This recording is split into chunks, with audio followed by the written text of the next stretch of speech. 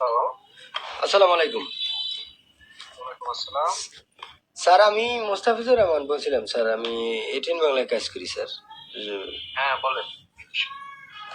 Sir, ওই যে আদালত থেকে একটা আসছে, মানে এটা নোটিশ আসছে যে এলে কেসের একটা বিষয় আপনার পেমেন্ট দেওয়া হয়েছে। এটা আদালতকে উপেক্ষা করে অবমাননা করে এই পেমেন্টটা দেওয়া হয়েছে। এই বিষয়ে স্যার একটু আসুন আপনার কাছে স্যার। আদালত থেকে আমরা কোনো নোটিশ পাইনি। ঠিক আছে। জি স্যার। তা আমার একটা স্যার আপনার কাছে একটু বক্তব্যের জন্য আসবে স্যার, একটু কখন আসতে পারি স্যার? এই যেমন এলে কেস এক ধরনের আদালত, এটা কিসের বক্তব্য আপনারা দিবেন?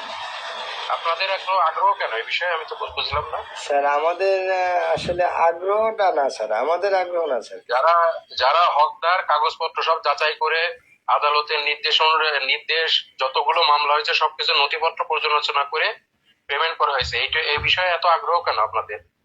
স্যার আমাদের তো কোনো স্যার আগ্রহ নাই। আমাদের আগ্রহ হলো স্যার যে বিষয়টা আসলে স্বচ্ছভাবে দেওয়া হয়েছে কিনা, এটা স্যার আমরা কি স্যার একটু দেখার আমাদের অধিকার নাই স্যার?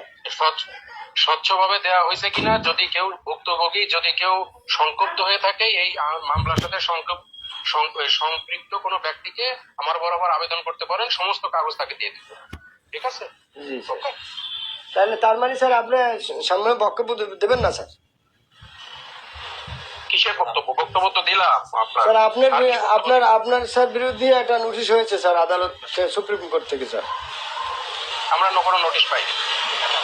নোটিশ থাকে আমার অফিসে পাঠাই দিই। ঠিক আছে?